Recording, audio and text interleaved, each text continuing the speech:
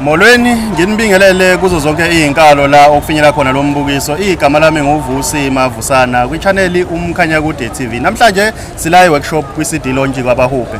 Ngithola ke insizwa la yengoma edumile ubaba uherodi.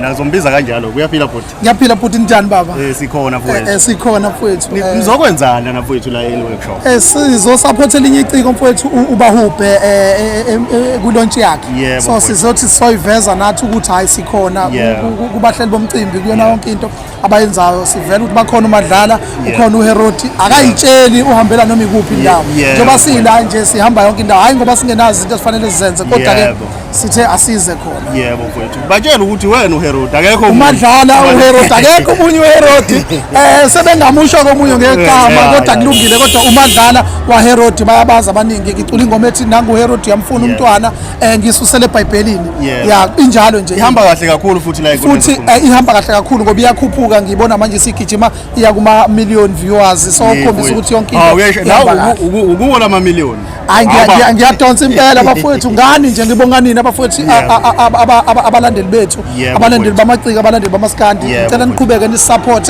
and asitsheli sihambela noma ikuphi bafowethu la nifuna khona siyahamba siyonqamula unyawo mfowethu usazongena stage uyenza ngisazongena stage bathi angime kancane ngizongena kwi line up yesibili okusho ukuthi balibona igalelo ya okwamanje kuseyilaba nje hayi ngikuva kahle mntaka baba siyabonga futhi siyabonga futhi babukeli bomkhanyakude bafowethu nginiphathele ke insizwa ke namhlanje ke niyezwa ke uherodi ke lona bafowethu ingoma edume kakhulu la inkundleni zokuxhumana abadansa ngayo kakhulu ke abantu bafowethu siyacela ke abafowethu bangene lapha ku TikTok bayosithola baphinde basithole nalapha ku YouTube @umkhanyakude TV si channel siyabonga.